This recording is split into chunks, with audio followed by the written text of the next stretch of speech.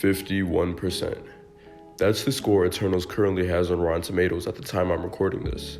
It's the lowest MCU score on the site by a lot, almost 20 lower than the disaster called Thor: Dark World. Naturally, I was very concerned by the shockingly low ratings, so I went into this movie with slightly low expectations. Imagine my surprise when I woke out of the theater completely satisfied and ready to see it a second time. Of course, the movie has its issues, but nothing that warrants anything close to a 51% rating. We'll get to all my thoughts on the movie in a moment, but first, make sure to like the video and subscribe to the channel. Alright, let's get into it. Why not get the bad out of the way before we talk about the good? This movie was certainly flawed in multiple ways. For one thing, the beginning was a bit of a mess. The jumps from time period to time period and place to place were kind of disorienting. It was a bit hard to keep up with, if I'm being honest. It didn't help that this is a completely new group of heroes in the MCU, and we're getting a ton of new and complicated information dumped on us throughout the movie, so you had to try really hard to follow along at some points. There were numerous moments where I was completely confused by what was going on because one of the characters just started spouting out a bunch of complex words and concepts while I was still trying to process something that was said 10 minutes ago. It's to be expected in a movie like this where the Marvel Universe is being expanded thousands of years and new cosmic beings are being introduced left and right. However, that doesn't really make it a good thing, and it's my biggest problem with this movie. I also don't like the fact that they killed off Ikaris after one movie. While his suicide was all part of a very well-written character arc, I didn't expect him to be gone so quick. Obviously, there's a chance for him to come back in some way, but he's dead for now. I thought the MCU learned their lesson about getting rid of popular comic characters extremely quick after Ultron. My hope is that they can do him justice with some sort of project in the future, the same way MCU Ultron was finally given his respect in What If. There are other smaller issues with it. I mean, Festus says his main motivation now was his family, so wouldn't that give him a reason to fight Thanos? The Celestial's excuse doesn't exactly apply here anymore. Same kind of goes for Druig, who had already interfered with human affairs. Yes, he learned that humans have flaws and conflict is unavoidable, but Thanos was a universal threat.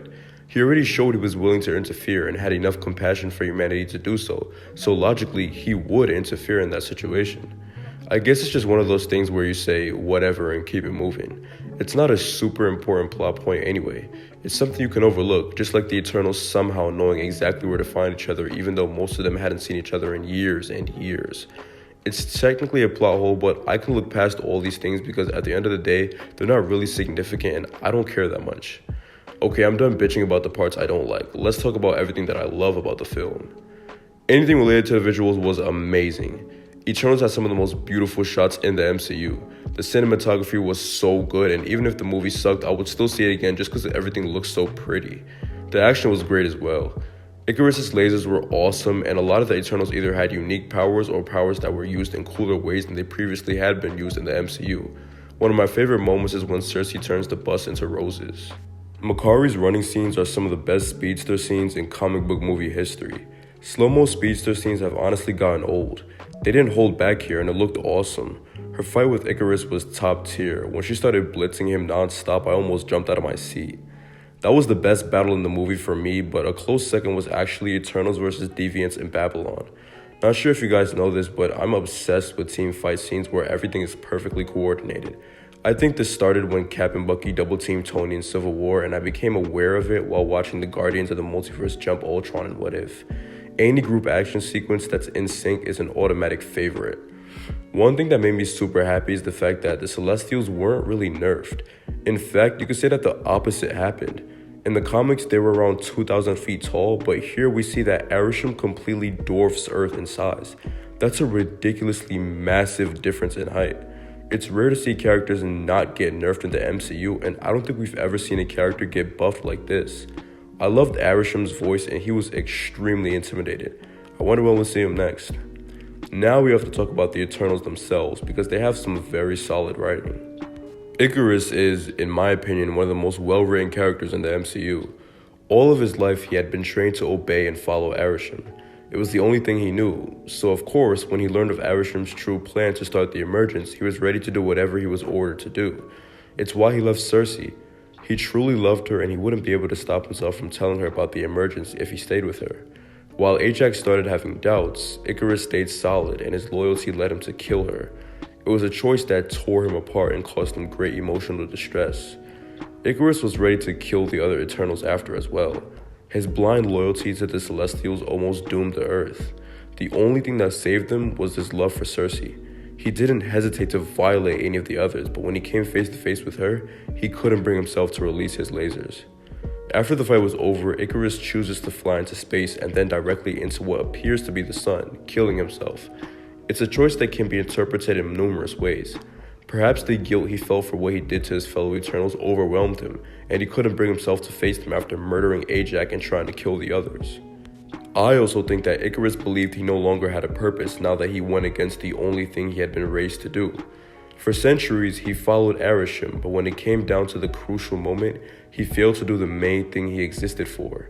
Filled with shame, guilt, confusion, and fear all at once, he decided to end his existence completely, believing he was both a traitor and a failure. If I had to compare him to someone, I would say Daredevil at the start of Season 3. When he temporarily lost his powers, Matt felt like he no longer had a purpose. The job he was put on Earth to do by God could no longer be done, and he fell into a deep depression, eventually deciding to commit suicide. The attempt failed, but his state of mind was similar to Ikaris. Druig was another great character.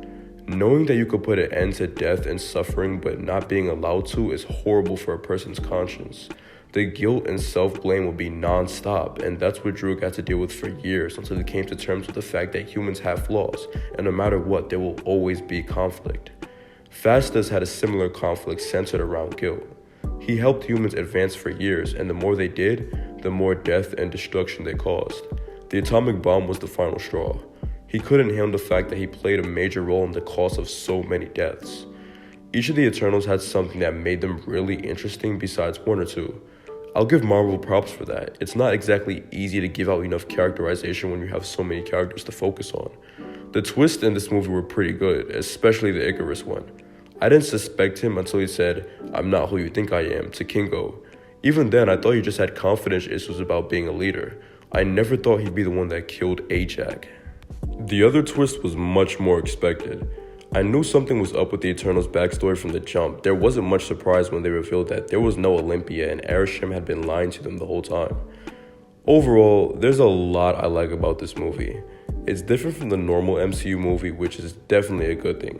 We don't want more of the same. There was even less ill-timed comedy here and less jokes overall. There's quite a few ways this movie could have been improved, but there's not enough to make it anywhere close to bad. My final rating for Eternals is a high 7 out of 10. Thanks for watching. I appreciate you checking out the video. Let me know what you think of Eternals in the comments. I'm sure this is going to be a very divisive movie in the fandom. Like the video and subscribe to the channel. We just hit 2,000 subscribers. I appreciate you guys a lot for that.